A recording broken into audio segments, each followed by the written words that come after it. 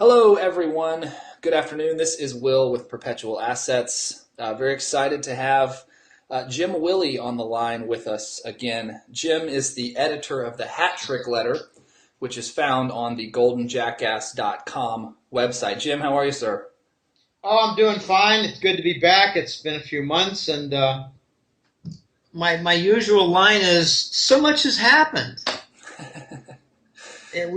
It's really breaking down, and the claim I made a while ago is that the year will end with the situation being unrecognizable of how the year started.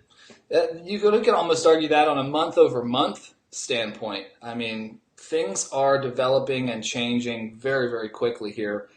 In putting together our subject on what to cover today, Jim and I agreed that the theme unintended consequences would be one very fitting for the content to cover today. So let's fire right away, Jim. Our first, we've got several actions and outcomes here, different events that we'll cover that are generate different unintended consequences. Starting with the first, the abandonment of the gold standard in hopes of a clean economy driven by financial engineering.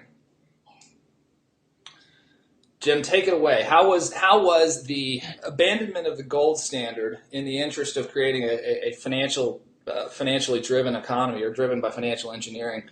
What was the intended and then actual outcome, intended consequence and then actual outcome there? Well, when they broke the Bretton Woods gold standard, it was kind of basic at the time. They didn't want to have the U.S. gold depleted by foreign countries that laid claim simply due to bilateral trade deficits. Trade was settled in gold, and the story told is that Charles de Gaulle of France kept demanding gold until we said, no, we're not going to do that anymore. So the U.S. was losing its gold, and at the same time, the Keynesians were quite pleased to see that they would be able to run deficits and be able to have a, social network. Social safety net for the economy, build up welfare, aided dependent children, whatever. And at the same time, we could have war on a credit card. So you never should keep out of your perspective that the main activity of the U.S. economy for 30 years has been war. It is what keeps our nation going, and it is what has killed our nation from a debt standpoint. But it set the nation on a wrong course with fake money, because without a gold standard, they immediately bargained with the Arabs. And from what I'm told, Kissinger actually promoted the concept to the Arabs and the Iranians to raise the price of oil fourfold. It was our idea. It was the Rockefeller idea, because then the oil companies had their windfall profits. They were huge beneficiaries, along with the Arabs. So we brought about the petrodollar standard. And, everyone thinks, well, that's stable. Well, it's not. It means that the oil-producing nations have a surplus of treasury bonds. And after a while, they get too many. They don't know what to do with them all. So you've got a nation like Abu Dhabi is an emirate in the United Arab Emirates. Abu Dhabi alone has $773 billion in their sovereign wealth fund. You think they might believe that they're at risk? Okay, so you've got fake money, debt saturation, the ability for, say, Langley to counterfeit dollars, the ability for Wall Street to counterfeit bonds, and you've got capital ruin. That's not what they wanted. These are unintended consequences. Capital ruin. It took a generation, but for the longest time, paper money has survived no more than about 35 to 40 years if you look back at 1,000 years of history. So we set the record for the longest surviving paper currency, but we're at the beginnings now of a severe systemic breakdown.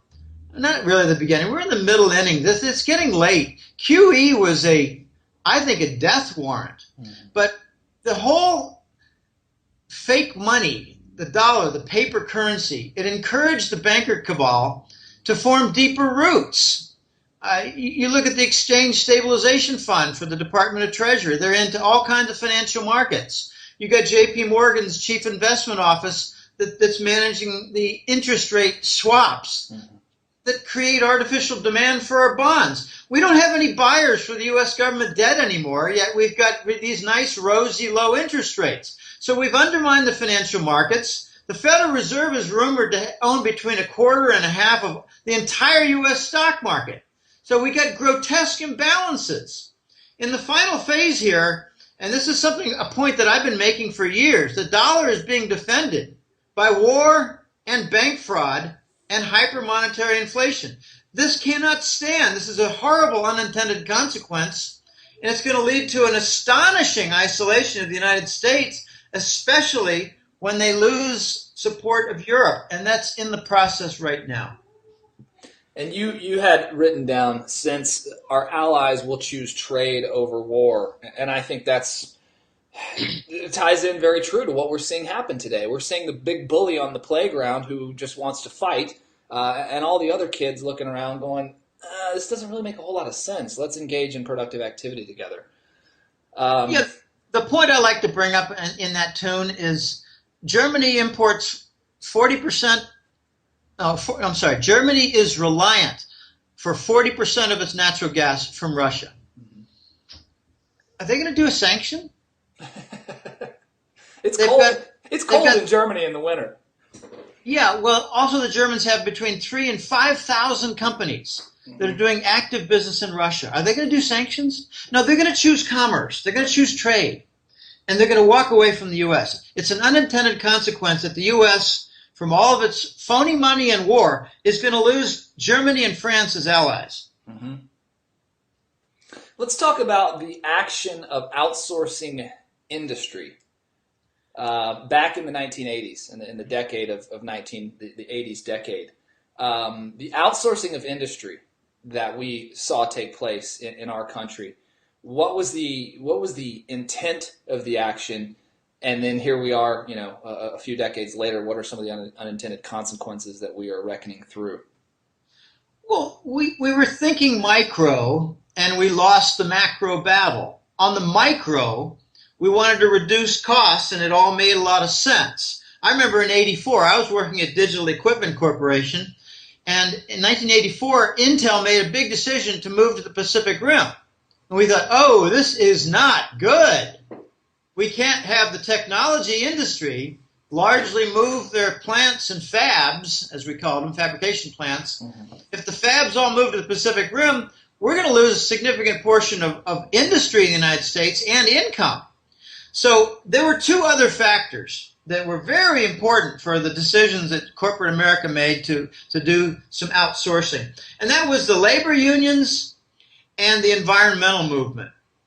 And we were tacking on heavy costs for the clean smokestacks. We were tacking on heavy costs for, I remember, I grew up in Pittsburgh. I remember the steel workers were on strike to get $80 an hour. I thought, what? Wow.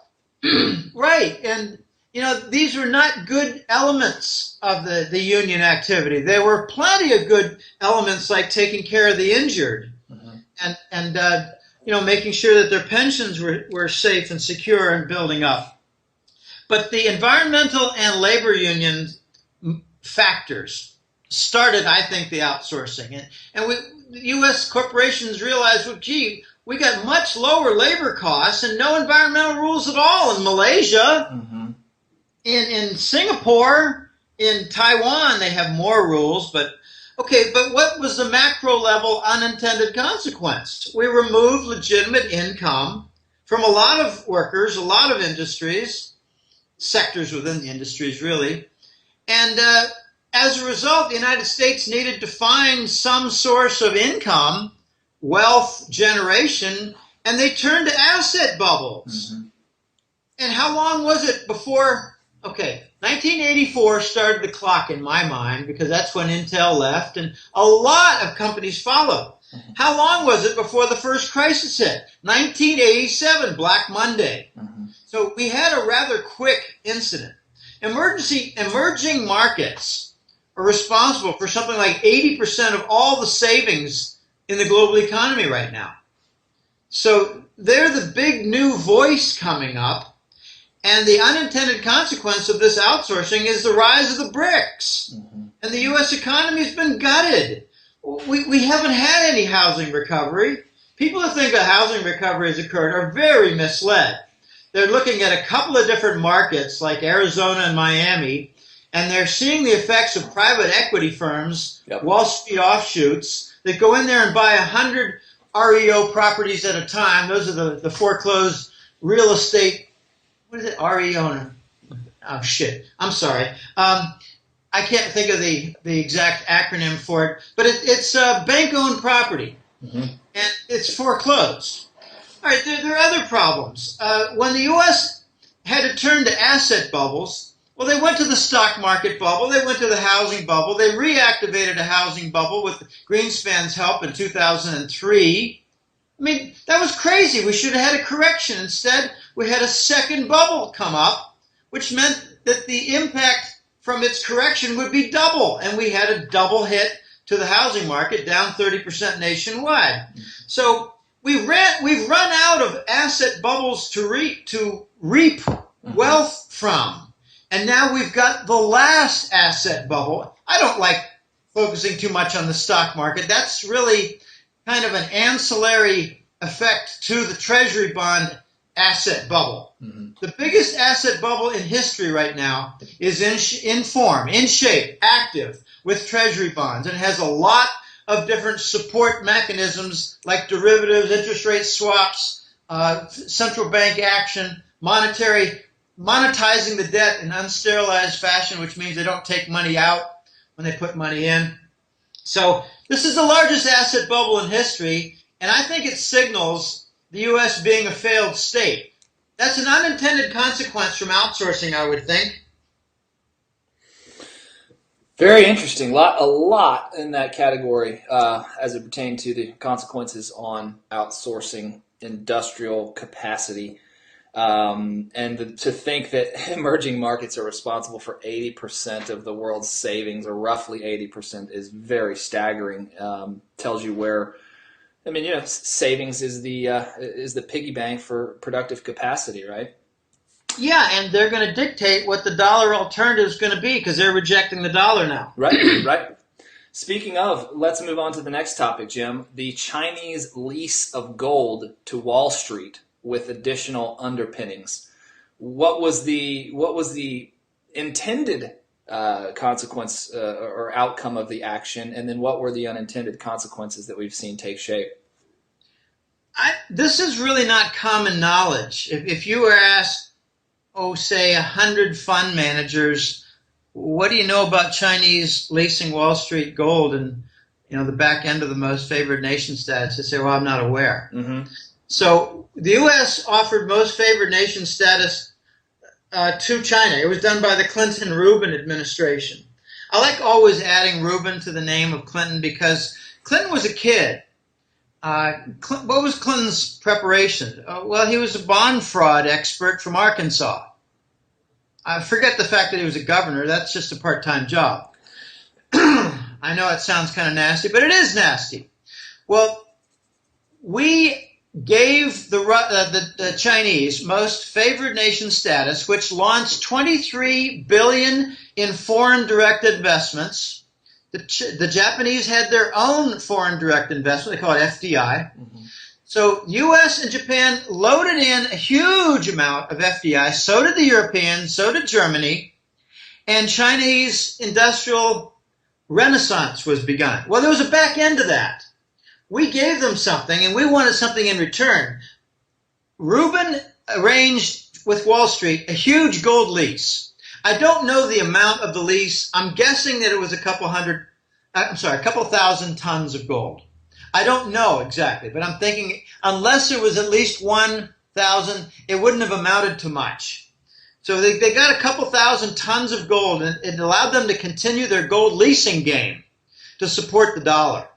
They were all about supporting the dollar. Remember, Clinton called it the decade of prosperity. I call it the decade of stolen prosperity because it gutted Fort Knox and raided through 0% leasing Fort Knox gold. So they borrowed the gold, used the money, and with the money they posted treasury bond long contracts. So they made money on the falling gold price and made money on the falling interest rates with their bonds. They made a few $1 trillion, Wall Street banks did, by raiding our gold treasury.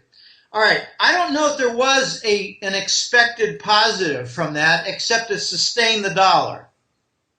But in 2005, 6, or 7, I don't know exact dates because we don't have these contracts before us, the U.S. Wall Street banks reneged on the lease. I believe that triggered the subprime loan crisis, rather. Mm-hmm. The subprime crisis hit in the summer of 07, I think, when the Chinese were dumping a lot of Fannie Mae bonds. Mm-hmm. And we had some emissaries go over there from the Treasury Department and other emissaries to try to get the Chinese to buy a bunch of our mortgage bonds, in addition to our Treasury bonds, selling them as, well, it's a tag team of financial securities underpin the U.S. economy. Well, they do. They undermine the economy because they're negative.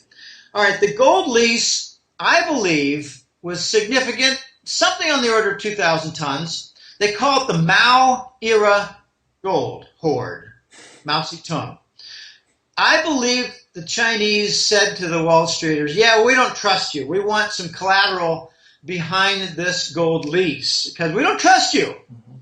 And they had some property that they attached, like J.P. Morgan's headquarters in South Manhattan. Yep. Like some other property. The Chinese own 30% of Manhattan commercial buildings right now.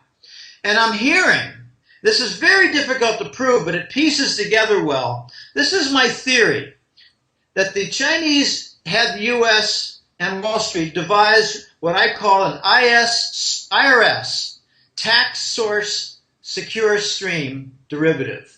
Think of it as a national mortgage bond. And with all the IRS income, which is not tiny, I think it's like $600 billion a year. Right. With that amount of money, they created a derivative. Think of it as a mortgage bond at the national level, an aggregate mortgage bond. Mm-hmm. And they put it into place, and it was held by the Chinese government with the gold lease being the underlying contract in delivery. So Wall Street sold out the U.S. population twice, once with the most favored nation given to China and the buildup of their industry, and second with the IRS guarantee, which I believe through the painful annual chronic recessions that we have that are, I believe, I'm not making this up. I do calculations. I look at the improper price inflation calculation and the deflator on their nominal gross domestic product, the GDP. Mm-hmm. And I see a 4 and 5% error every single year. They're calling inflation growth. So when we say that we had a 2% growth for 1 year, I say no, it was -2 or -3. Mm-hmm. Now we're saying we have close to a 3% negative first quarter. I'm saying we have a -7% recession. Right. So the chronic recession brought about a default on the IRS secure stream. We no longer can provide that aggregate income from the IRS derivative. And my speculation is that with this default, China confiscated some Wall Street properties like the headquarters for J.P. Morgan, and I believe has now purchased a significant stake and maybe a majority stake in the Federal Reserve. Mm-hmm. So China is exercising its collateral seizure rights as an unintended consequence of this gold lease and just raiding U.S. cities for their commercial property. It's also Toronto. It's every major U.S. city the Chinese are buying property. Wow. Well, I mean, your claim, I mean, based on the fact that all of this was collateral for this gold lease swap agreement, kind of makes sense. I mean, look at the properties. Look at the properties being gobbled up by the Chinese across the country. They're converting their $1.3 trillion in treasury bonds And notice that Operation Twist was designed for China to get out of long-term bonds for treasuries and get into short-term so they can wait out for their maturity. To unwind the longer positions? Long-dated paper into short-dated paper. Yeah. And if they were holding, this was in 2011 and 12, so if they had a 2-year treasury bill, all right, it's matured. They didn't have to sell it. It matured. Mm-hmm. And how did they get redeemed? Well, the QE. Right. This is all interwoven. We're printing money to pay off on matured debt. Mm-hmm. We're monetizing the U.S. government debt. We're monetizing the U.S. Mortgage debt. And we're redeeming Wall Street with a big backdoor. Okay, so we got another unintended consequence from the Chinese lease, and that is that they're buying up Wall Street banks and Wall Street property. Yeah. South Manhattan property, anyway. Mm-hmm. Okay, next point. Quantitative easing and rampant bond monetization.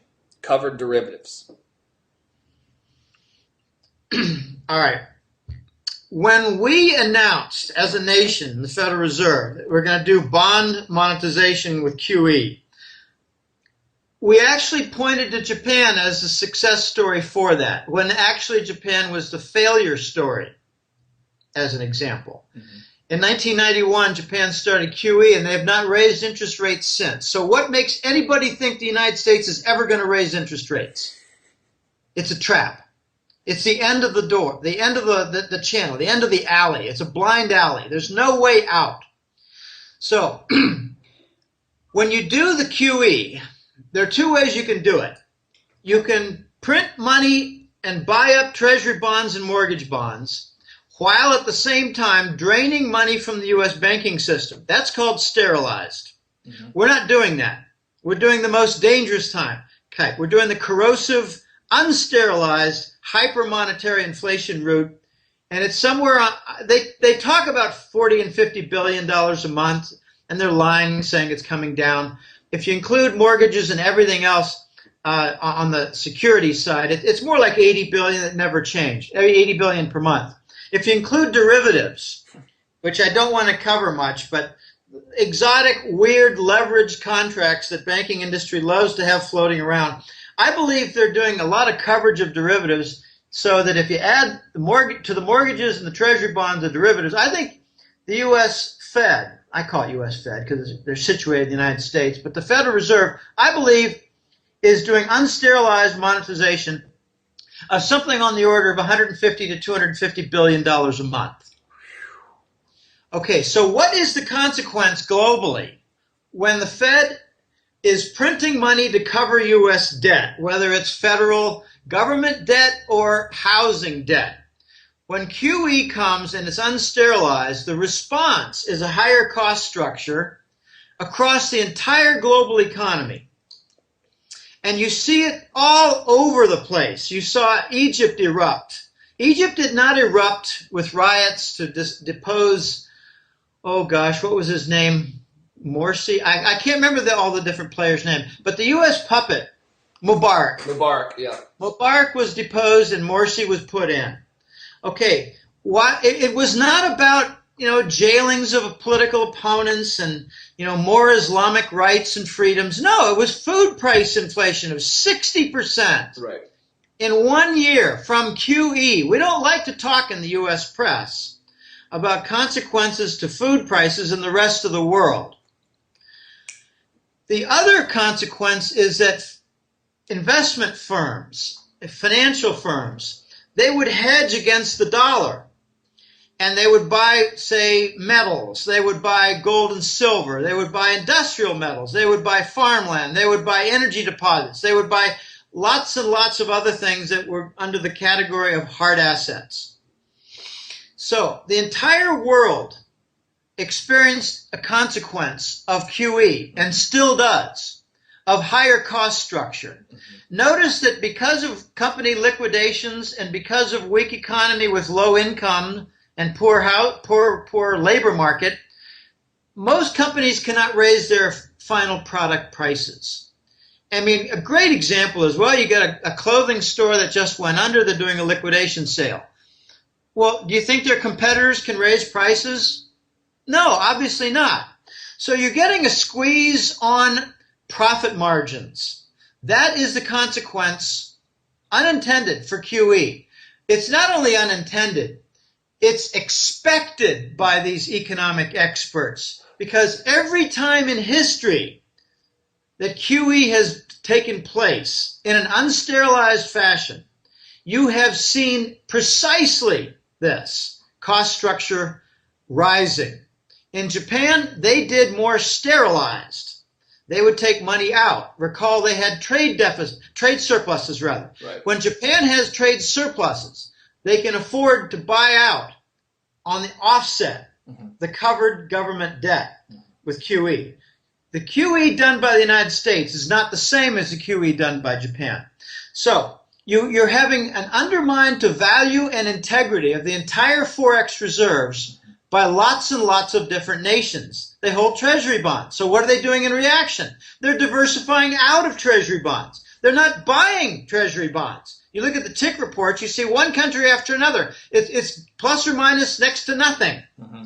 They're not changing. So the full reliance for government debt is falling on the Fed.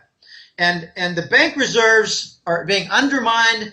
And when you've got numerous nations that are sitting on, they're emerging market nations, when they're sitting on huge reserves and the U.S. is undermining them with QE in an unsterilized fashion, what you do is you build up an enormous unintended consequence of BRICS nations developing a following of associate nations to come up with an alternative to the dollar in trade and banking. By default. Well, by common sense, by self-preservation. If you're sitting on stock for a company, let's just say IBM is in a weird position. You're holding a lot of IBM stock, and you learn that they're taking borrowed money to buy their own stock, and they're doing it out of control. You're going to want to hold on to your IBM stock. I'm going to either want to dump it, but with fear of dumping it, I'm going to know that that's going to hurt me as well. So I'd probably try to hedge my position and lightly sell as best as possible. That's exactly what the Chinese are doing. Yep. So if you saw little Susie in a lemonade stand, and you took a peek over the wall and saw Susie's little sister making fake lemonade, putting all kinds of junk in there, turning it yellow, are you going to buy it? No, you're not even going to want it. You're not going to buy their lemonade stand or their lemonade. You're not going to have anything to do with it, and that's what's happening. Right. You've got official debauchery and undermine of the global currency reserve. So the unintended consequence is the BRICS nations coming out of the East, largely led by Russia and China. And notice the parade of associate nations. I'm waiting for Argentina to join. And they're already coming up with rules for these BRICS nations that a new nation can join. But the original 5 will retain 55% voting rights. Wow. So they're coming up with rules. So they're going to expand. And it's going to be the anti-dollar movement. They're going to come up with a gold-backed currency. And they're going to delay and finally come up with it. But I think it's going to happen something's going to happen in the next several months. It's going to break this thing wide open. Wow. Well, let's move on to a lighter note. Just kidding. Ukraine war, Iran sanctions with Syria, and Cyprus actions. What was the... this is a tough one. What sort of positive goal could have come out of this? It seems like nothing but ugly unintended consequences. Well, the goal, I think, by the U.S. fascists, I don't use the word lightly. You take a close look at what the neocons are, and you find fascists. Take a close look at the Trilateral Commission and New World Order crap, and you find the fascists. Take a look at Henry Kissinger, and you find a fascist. Find lots of different roots, and I think it goes back to the Kennedy killing. That was a fascist project, and they took control of the dollar and installed Kissinger, and oh boy, it's very ugly. But if you want a supposed positive from the Ukraine war, it would be to guarantee that Europe would retain its status as a U.S. ally and become more of a U.S. energy client. Ugh. And it's a bad plan. It's a bad plan because it relies on U.S. shale and fracking. And shale is a fraud because it's regularly you're getting stories of a 90% write-down on reserves from shale. Right. Regularly you're seeing stories about fracking for gas and contaminated water and unbelievably fast depletion rates. And for those who are not familiar, what it means is you install a well in February of 2014. Well, by the end of 2015, it's largely depleted. So you need a new well, and eventually you run out of places to make new wells, and you're done. So this is what we're going to supply Europe with on gas when we don't even have LNG ships? Mm-hmm. Let's not forget, Jim. Let's not forget, Jim, that building each one of those additional wells costs energy. I mean, the whole basis here is we're trying to secrete energy from the ground, but we're continually spending more and more and more energy to get it out per unit. Oh, they have the experts in shale and fracking have determined that about 3 units of energy are required to extract 1 unit of oil or gas. Yeah. So this is not a national energy plan, nor is it a plan to build the alliance with Europe. In fact, what they're going to do is they're going to turn their back on the U.S., say, no, we don't like the whole concept of war with Russia and friction with Russia when we're already engaged with trade with Russia. We're going to advance our trade. We're going to turn our backs on the United States. The other items in this category are the Iran sanctions, the Syrian adventure.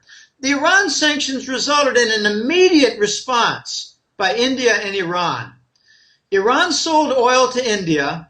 India turned to Turkey to buy them some gold as intermediary, and then India delivered that gold on provision to Iran. It's a triangle. Right. Turkey's the intermediary.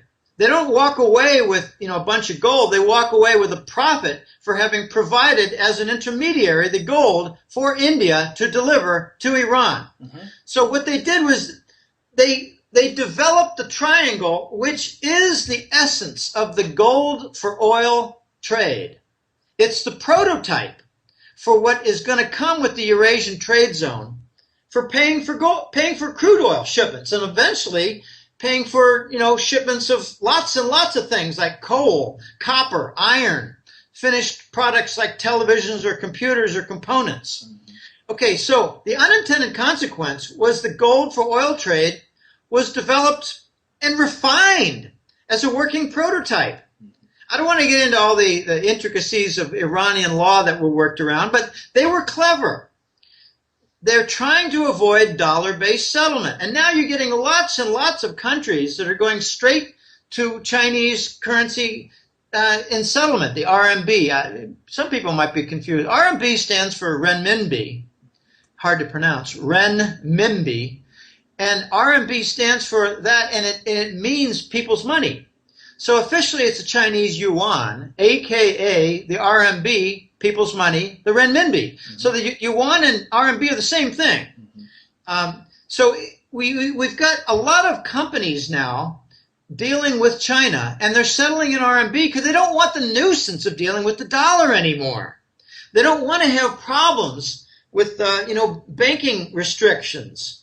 Let's just settle it with the RMB. And you've got a prototype way back in 2006 or so between China and Brazil with a yuan swap facility. So they have settled in RMB for 8 years between Brazil and China, and they have lots and lots of construction projects. So they're building up their commercial ties. I regard all the yuan swap facilities between China and it's up to something like 18 or 22 countries now, including Australia, wow, including Germany, including Switzerland. These are ally nations. So the unintended consequence with all these different adventures, including Syria, is an unwillingness to deal with the dollar anymore in trade settlement. We've actually got a tripling.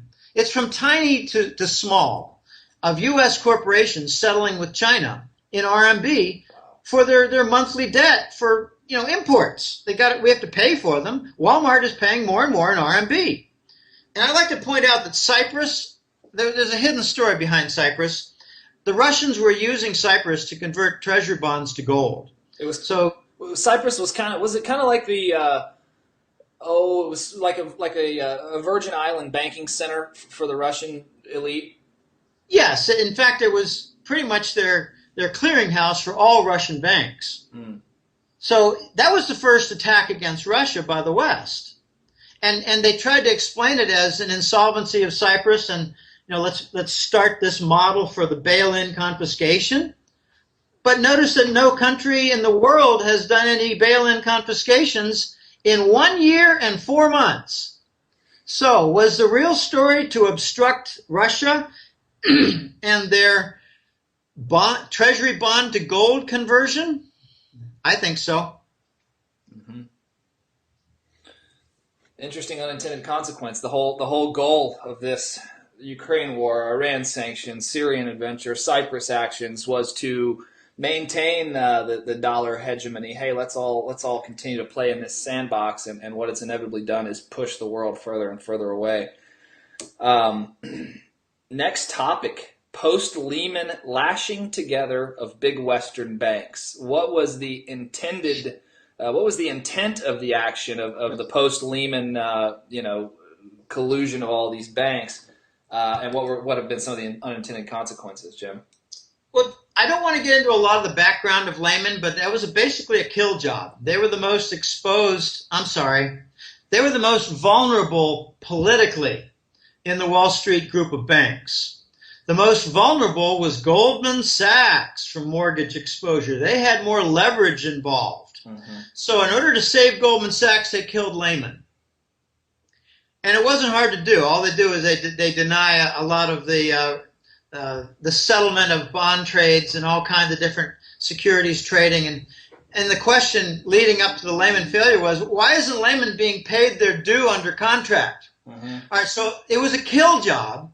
And then they took the derivative house of AIG, nationalized it. Well, why'd they do that? Well, that way you can hide all the fraud in it, but you can also order that Goldman Sachs get 100 cents on the dollar and everyone else get 30 to 60 cents. Mm-hmm. Afterwards, they lashed together the big Western banks. And I'm not talking just about the Wall Street banks. I'm talking about the London banks, big French banks, Italian banks, and Spanish banks, and German banks especially.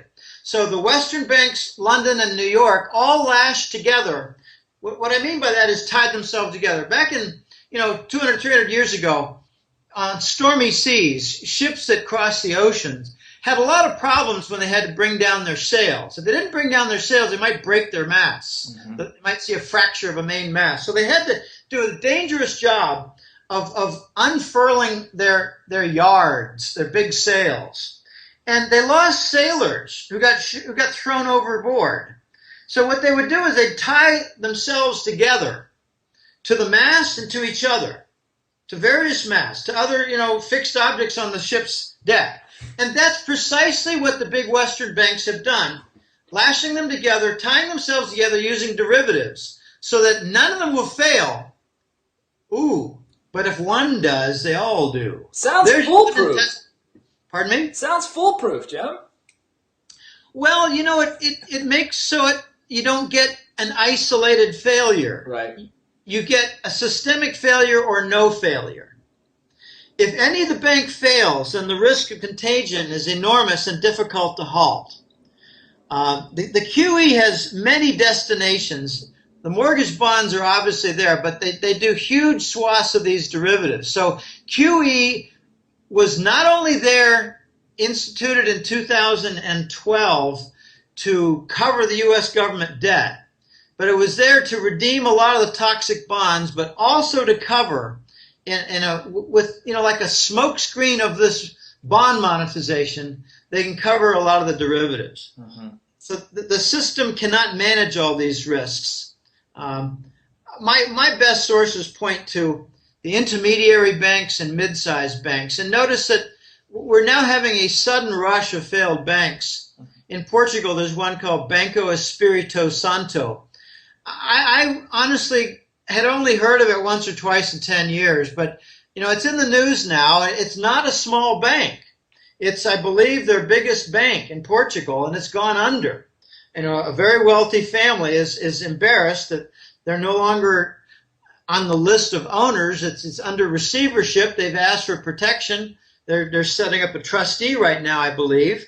So the lashing together of the big Western banks has an unintended consequence of forcing the Fed and the Euro Central Bank of covering the derivatives that hold it together, which adds more strain to the Treasury bonds and the Euro bonds, and as a result makes systemic failure more likely. Because we pass on time, and oh gosh, no big bank failures in 11, no big bank failures in 12, no big bank failures in 2013, no big bank failure. Oh, we just had one. Mm-hmm. And it's likely that it could bring down the whole system because they're all lashed together. If you bring down the Portuguese banks, I'm hearing that you're going to see one or more large French bank fail. If that happens, you're going to see one or more large German bank fail. There's your contagion. Yep. Dominoes. Dominoes, yes. Because they're lashed together. Mm-hmm. Well, the image of the ship in the stormy sea with multiple sails up and guys tied together is an image well painted. Let's move on to the next subject, Jim. This is a good one. Refusal to repatriate German gold. So the refusal to repatriate German gold, which was somewhat of a recent story, relatively speaking. What was the goal? What was the intended positive outcome? And then what have been the unintended consequences? Well, the only positive that I could see is they wanted to sustain control of the dollar and its fiat paper status. The dollar's not a legitimate currency. It's just a popularly used currency. It has no basis. So they didn't want to admit that they rehypothecated, which is another nice word of saying they stole the German gold and are willing to give them paper money in return that could come straight off a printing press from an illegitimate source that indicates debauchery of that same currency. Okay, that's not what gold owners want. Right. So I can't really come up with much in the way of a positive motive except to sustain the system. It's really to sustain the criminal syndicate, the crime syndicate from the banks. But it put Germany on notice that their gold was stolen. And notice that there was a story shortly afterwards that London and Paris had some German gold, and it too was not returned. So it's U.S. New York Fed plus London plus Paris. Nobody returned the German gold. So is that motive for Germany to seek new alliances? Absolutely. When they're getting their own national treasures stolen by their allies? I think so. So it motivated Germany to begin working more closely with Russia and China on an alternative to the dollar. I'm on record now as saying that Germany has already made a decision to turn east and work with the BRICS nation led by Russia and China. I call it R&C. R and C, I think, are going to become the leading tag team. They're going to be, a pair of strong oxes pulling a wagon train. It's to create an alternative to the dollar. And they may have delays, and that's not important. What is important is the gradual rejection on a global basis of the dollar. Mm-hmm. But we got a significant set of indictments that the Germans have, and this refusal to repatriate is one of them. They got some news that was out 2 weeks ago that the BaFin, which is kind of like the German FBI combined with the Securities Exchange Commission. Uh-huh. So their FBI SEC is now going out on a mission across the German financial landscape and doing an audit of the ownership of gold. Wow. And I think it's an audit in order to declare financial losses to their nation from the corrupted gold price. I believe that's one of 4 charges that the Germans are listing now. If you look closely, you'll see a lot of objections to the Draghi Euro Central Bank and their bond monetization. They don't want bond monetization. They don't want an undermine to the euro currency. Notice that the euro is doing rather well relative to the crappy US dollar. The other charge, the third one, I call it a list of indictments. Germany is angry that the U.S. wants them to do a sanction against Russia when it's their primary gas and oil supply. Mm-hmm. And they've got all this trade, thousands of companies doing trade with Russia. They don't want that. So if if the U.S. pushes war with Russia, that will harm the German economy. They don't want harm to the German economy. They want trade and prosperity. And the last one, the last indictment charge for Germany against, I believe, the U.S. and London pair, is all the NSA espionage. And you can hear it called eavesdropping. Well, eavesdropping makes it sound like, oh, they're trying to find out where Angela Merkel's going to have lunch. No, it's a lot more than that. It's not even to find out parliamentary members' favorite prostitute or mistress. It's combined, I think, with two things. They're trying to find out what exactly Germany is doing with Russia and China developing a dollar alternative. And secondly, what are German corporations doing as, development of technology and trade secrets or whatever that the U.S. could steal? So we're involved in espionage politically and corporate. And Germany, I think, will leave the euro. I'm told by German sources, they've already decided they're going to leave the euro, leave the European Union, and soon leave NATO. And my interpretation is they're going to let their NATO alliance just wither away from neglect. They're going to say, no, we won't join you in that war. No, we won't join you in this provision of weapons. No, we won't buy some weapons from you. No, we won't do this. No, we won't do that. Before you know it, people are going to conclude, well, NATO is really dead. And that's the way they want. They want to die a death of neglect. Critics overlook Germany on its having two camps. I'm getting some criticism. Joel Skuzen just came out with an essay recently and said that I'm living up to my name of jackass with poor analysis. Well, I would like to point out to Mr. Skuzen that he seems to believe that since Germany, like with its Deutsche Bank tool for the Western bank cabal, since Germany is guilty of lots of different financial market rigging, that therefore Germany is not going to turn east. Has he paid any attention to their commercial factors? Has he paid any attention to the fact that their banks and political leaders are in opposition with their commercial corporate CEOs? And has he paid any attention to the recent signal, loud, screaming signal, Mr. Skuzen, that Merkel is going to have a premature resignation, which I previewed to my Hat Trick Letter subscribers 2 months ago. I said, you'll see Merkel resign, even though she was just elected a few months ago. She was reelected. Why does any reelected leader resign prematurely? Because she does not have the support of her corporate sector. Mr. Skuzen, you're dead wrong.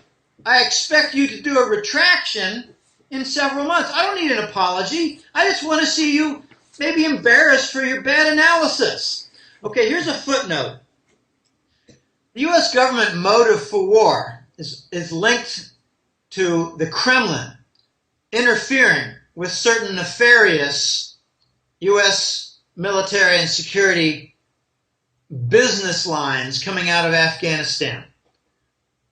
I don't want to get into a lot of detail, but, on the streets, kids down and out turn to syringes and shoving stuff up their nose.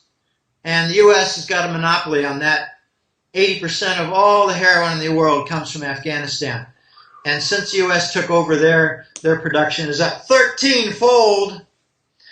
Also, people need to understand that the U.S. has gotten very complex now as we're entering the breakdown, the open breakdown stage. We have two militaries. We mentioned Ukraine before, but I did not mean to give any impression, I don't want to give any impression that the U.S. regular military is involved in Ukraine. We do have some Navy ships floating in the Black Sea. We don't have any military regulars, I call them Pentagon regulars, on Ukraine soil. This is a Langley mercenary war. This is also joined by the Soros European mercenaries. We now have a situation where the Pentagon regulars are in opposition to the Langley mercenaries. The Pentagon gets its funding from the U.S. government budget. The Langley mercenaries get their funding from narcotics. Wow. That's that is the first time that I have thought about such a division among branches amongst our U.S. military, but based on some of the things that I have seen and studied, it makes a lot of sense. The Pentagon regulars and the Langley mercenaries. Well, it goes further, Will. Take a look at ISIS, Yep. which is the Sunni Islamic zealots and their guerrillas. I don't even know what to call them. Yeah. Militias. They're very organized, and they're working now in Syria and Iraq. Mm-hmm. Obama has pledged Pentagon regulars to protect oil installations in Iraq that have U.S. workers. And what I'm hearing is that the Pentagon regulars might finally get into a shooting hot war with the Langley mercenaries. And a close look at ISIS reveals that they don't look entirely Arab. Right. And I'd like to leave it at that because I don't know exactly what they are, and I don't think that they're, Anglo-American and British and European. I don't know what they are. They've got some fantastic resources, I'll tell you that much. Well, they're robbing banks, and they robbed a Mosul, Iraq bank, and they got themselves, I think it was $420 million in cash. Yeah, that'll do it. Okay, so here's what I'm hearing. If the Pentagon regulars come up and start having fighting war with the Langley mercenaries, the Pentagon is going to push buttons and start working with the U.S. Senate for impeachment proceedings. Mm-hmm. Because we can't have two militaries in opposition. Right. And notice in Ukraine, we don't have Pentagon regulars. We're now having a debate whether the Pentagon should send in military advisors to Kiev. This is the beginning of what could turn out to be the Pentagon versus Langley. And I'm hearing that Pentagon really doesn't want a war with Russia and is backing down on all kinds of decisions. And I'm actually hearing that the Pentagon is disobeying direct orders regarding war prosecution. By that I mean decisions to take on more battles. Mm-hmm. Not prosecution in a court legal sense. Right. So we're having a breakdown here. We're having a breakdown. I mean, already we got, 12% approval rating of Congress? We got pathetic. I mean, I never thought we could get lower than Bush 2 on approval ratings, but this clown, I don't want to get into details of personality, but he's not what we think he is. Right. And he's not about, promoting prosperity in the United States. He's about promoting divisions and apparently about opening the floodgates for lots and lots of children in the Southwest. Ugh. I'm not sure that they have a whole lot of health standards there, but maybe that's the purpose. I don't know. This is a president who's fostering chaos and Obamacare, which is yet another tax on small business, resulting in more unemployment. This has just gone out of control. But to refuse repatriation of German gold has resulted, I believe, in Germany making firm steps and building the case to abandon the euro, turn its back on the dollar, and work more closely with the BRICS nation.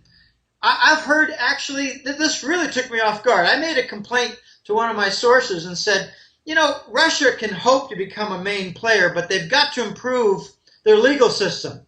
They've got to improve their contract law.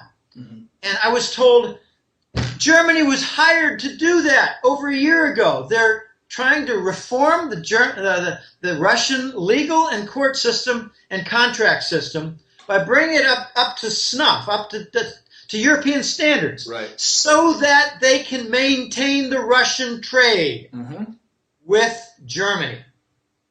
Yeah, contract law is very, very important as these bilateral agreements are taking place. Well, you can't get continued investment. You can't get new investment unless you guarantee the ownership of the investment. The safety of it, right? Yeah. I mean, you've got some old stories about Pan Am Silver, which I believe is a Canadian registered company. They just lost their whole property in Russia. Mm-hmm. on the flip of a switch. You can't have that. Right. You can't do that. Right. Not anymore. So, and I think that the Russians are making firm steps, and I was shocked yeah. to learn that they hired the Germans to bring up to speed, up to standards, their contract law. But it's going to be tougher. What are you going to do? Bring in Germans to sit on the bench as judges? No, you've got to have Russian judges follow this, and I think Putin is going to make a real big effort in the next year or two to bring about improvements. You watch. Yeah. I mean, I'm not a big fan of Putin and Russia and China. What I'm a big opposition for is criminal dollar management. Right, and there we share that same disgust with Putin.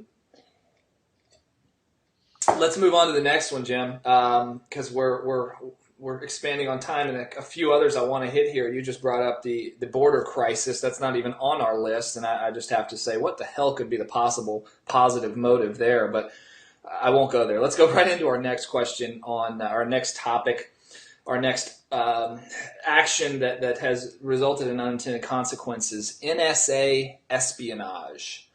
Well, we covered that a little bit. I don't know that there's much of any positive except maintaining the system again, which is pretty hard to call a positive when it's so ridden with corruption and fraud. But it has sparked tremendous distrust for the U.S. government and the nation. I mean, I heard back 4 years ago from The Voice. He said, Jim, I can tell you with full confidence, I've talked with dozens and dozens of corporate heads across Europe. They don't even return U.S. phone calls anymore. Wow. So this is the next stage where the U.S. government is distrusted. They don't want to have a summit talk with some head of the United States knowing that it's bugged. They don't want to have their own back room. Okay, suppose you have two ministers of finance and economic development, and they're meeting the U.S. counterpart. Well, they have a formal meeting, and everybody can listen to that. But what the U.S. has done is they're bugging the back rooms where these guys are talking among themselves. Right. The U.S. NSA also assisted Australia. They work closely. Australia was engaged, I think it was a couple of years ago, maybe 3 or 4 years ago, with some trade talks with Japan. And the U.S. and Australians bugged the Japanese closed quarters, not the full public room. And the Japanese are furious about this. So you think the Japanese are going to work closely with the U.S. and Australia? No. The U.S. is using their allies as targets. I have a way of summarizing this. The U.S. is overrun by fascists now in the government. The fascists tend to attack their enemies, defraud their allies, gut their banks, exploit their subjects, namely their citizens, and eventually kill their entire economic system. That's what we're seeing now. So the espionage is not surveillance, it's espionage. It's not to find out lunch dates or sex toys or mistress names. It's to find out trade secrets and plans with the Kremlin on dollar alternatives and all kinds of things. It motivates. This espionage is motivating an acceleration of the movement away from the dollar for trade and banking. I don't care which comes first, trade or banking. The other will follow. Seems to be a reoccurring unintended consequence of a lot of these subjects that we're hitting on. Let's move right on to the next one, banker murders at the middle level. All right. If you get one suspicious death, a weird-looking death, and it might have been suicide, I don't know. Okay, you don't really worry about it. When it's a typewritten suicide note, you do worry about it. There was a CFO of Freddie Mac in Virginia. This happened back in, I think it was 2007. He committed suicide with a computer typewritten suicide note. His wife was not in the house at the time.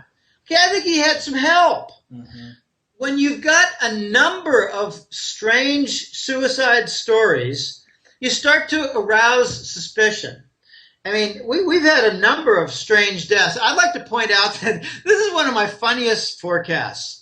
I mean, not funny in terms of people dying, but funny in terms of style and method that I came up with it. In the middle of 2011, I was told that the hope of actual prosecution against corrupt bankers in the West was just not going to happen. that they're too integrated. They're cutting deals. They're threatening with viruses and nukes. They're doing all kinds of things to buy time and save their necks. So I concluded, okay, what we're going to get is we're going to get banker murders.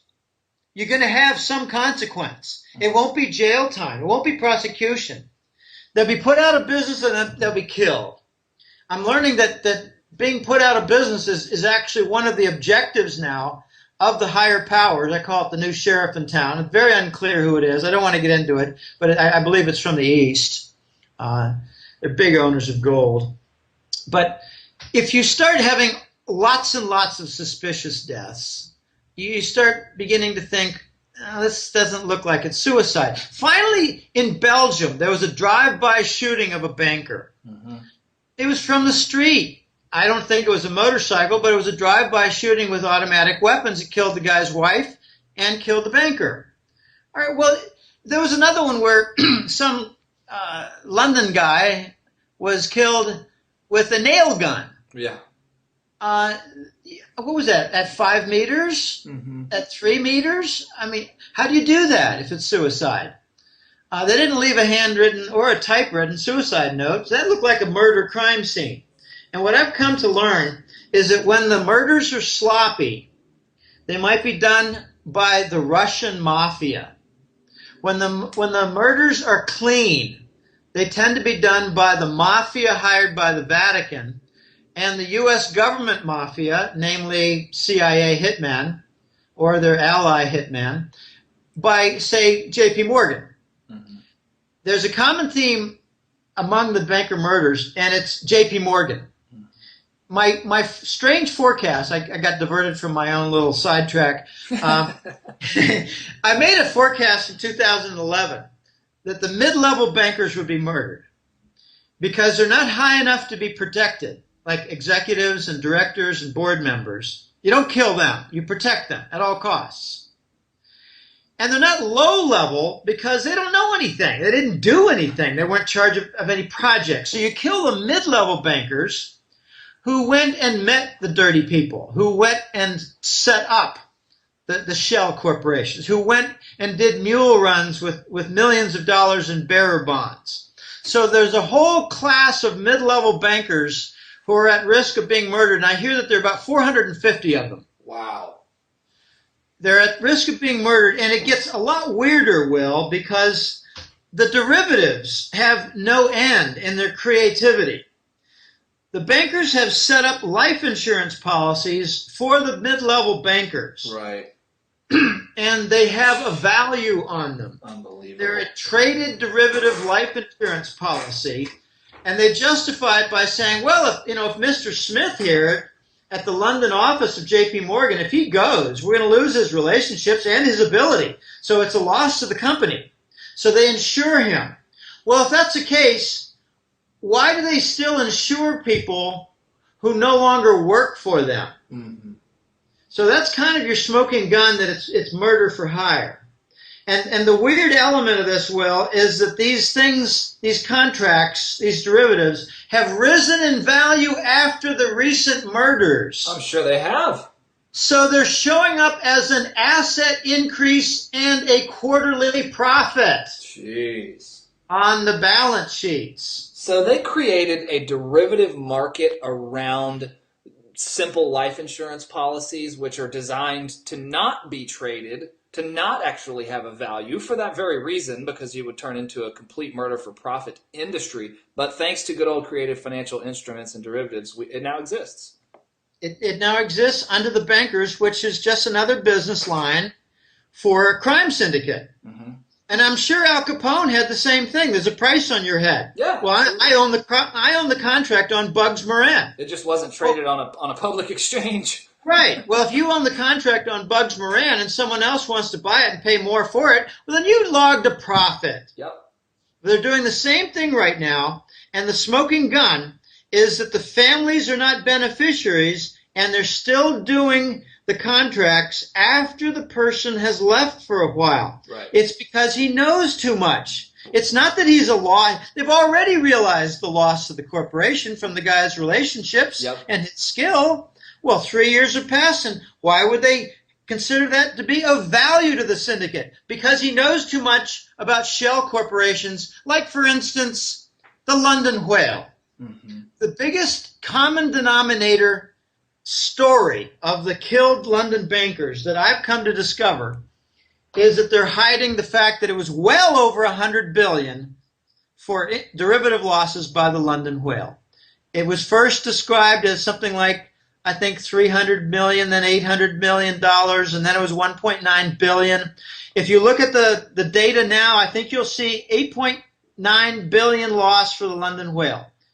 I was told right away, no, it's more like about $10 billion, not one. And then later, no, it's more like well over $100 billion because this is much bigger than we thought. So they're trying to protect the image of the Treasury bond by killing mid-level J.P. Morgan bankers, because if they came forward to tell what they know, we would lose faith in the U.S. Treasury bond because it's being supported by coercion, legal prosecution, and the interest rate derivative to create phony demand. This is nasty stuff. Yes, it is. Yes, it is. That's God, thanks for that, Jim. That's good. It's nasty, but I tell you, I'm really glad to be able to share this information. I'm glad you're able to as well. Let's get to our last point here.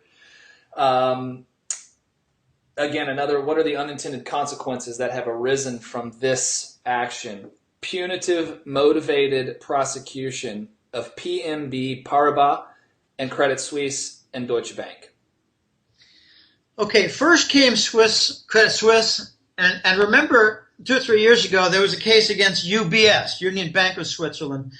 The two Swiss banks were being nailed for having secret accounts, slush fund accounts that have resulted in tax evasion, hiding dirty money. We're well past hiding Colombian drug money. This is ordinary Americans setting up slush funds, avoiding taxes, and I don't know what else, but just a lot of stuff like that. They already took control of UBS. And what I'm told is that UBS was the home of a lot of Arab gold. So they went after Credit Suisse because they weren't cooperating on stealing the Arab gold. So they nailed Credit Suisse with, again, tax evasion and all kinds of other violations. But the key part to it is they forced Credit Suisse into admitting guilt, admission of guilt, a formal document admission of guilt, which means they lose control of their bank. And they can be perhaps folded under UBS, where the channels are already there for stealing the Arab gold. So the Credit Suisse case might not be about tax evasion and might be about, instead, stealing Arab gold. Now, PNB Paribas, it stands for National Bank of Paris in the French language, merged with Paribas a while back. All right.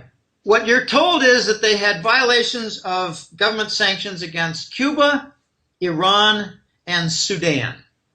Okay, well, that sounds okay until you take a closer look and you see that they possibly were conducting a lot of treasury bond dumping for client states like, say, India, China, other nations. I don't know.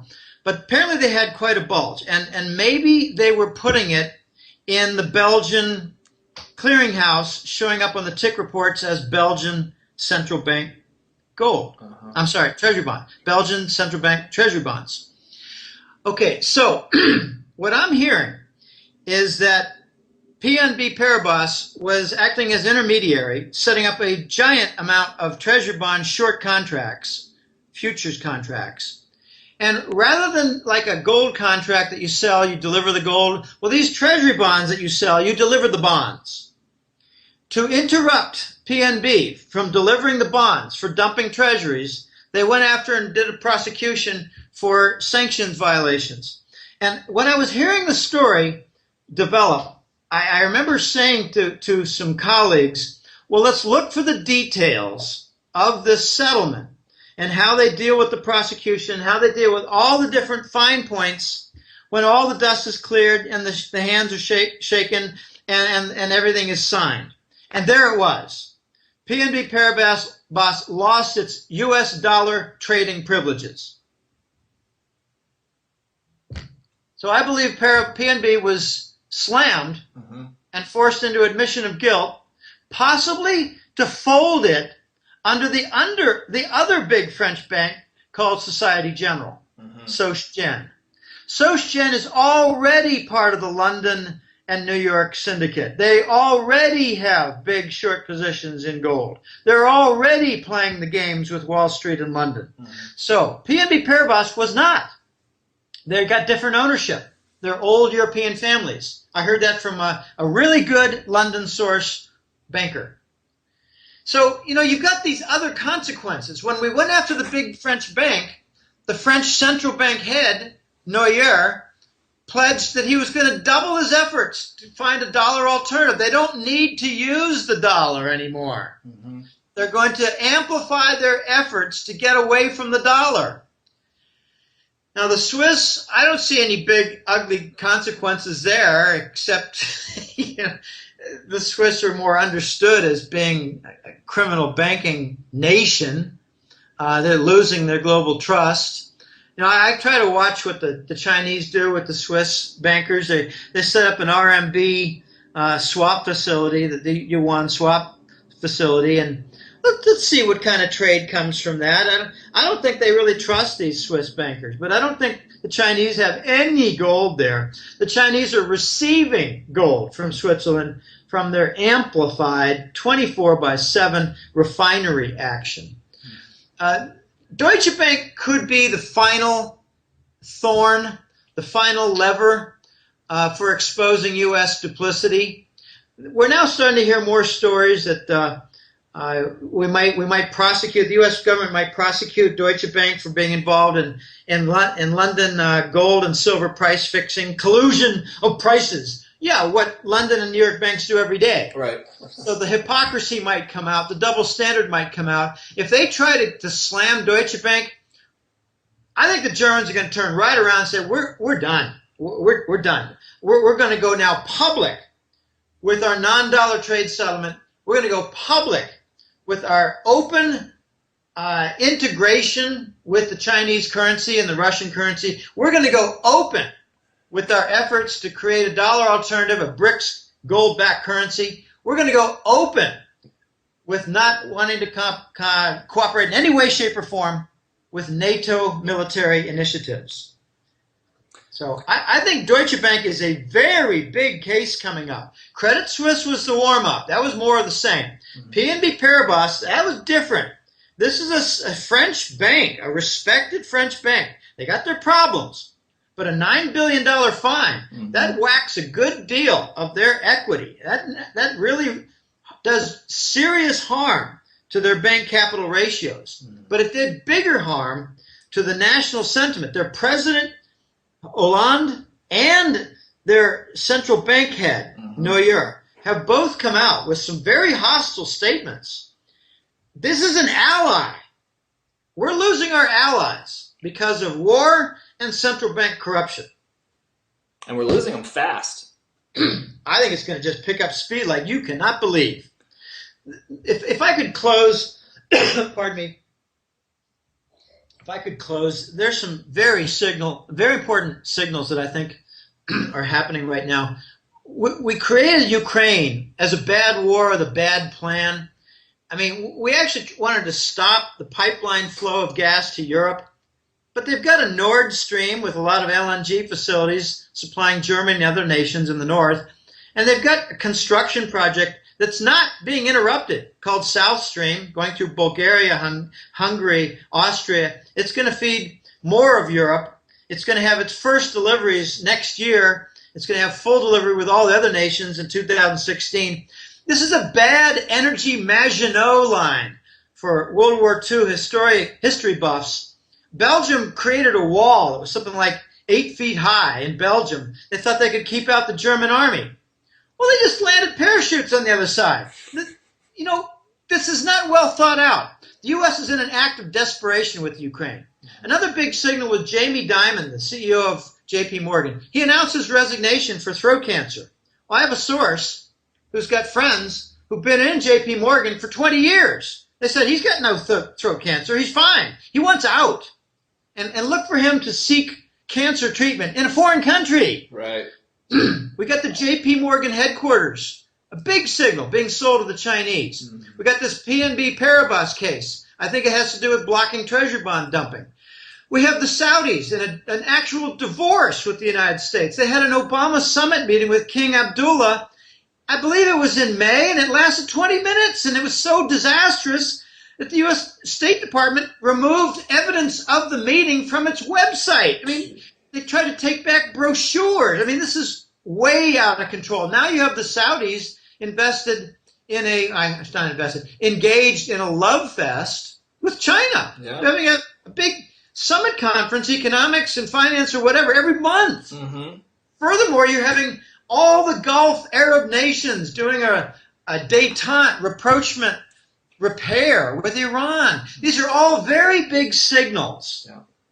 I'm expecting the next one is going to be Deutsche Bank and the Germans start making openly hostile statements about the dollar and continued relationships with the United States.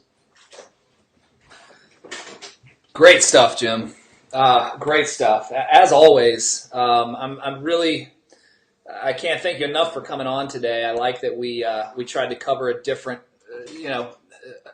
a different theme, if you will, with the unintended consequences. And I think it really, the theme was a bit repetitive, right? Well, what's the positive motive behind any of these events? Well, to sustain this nasty system.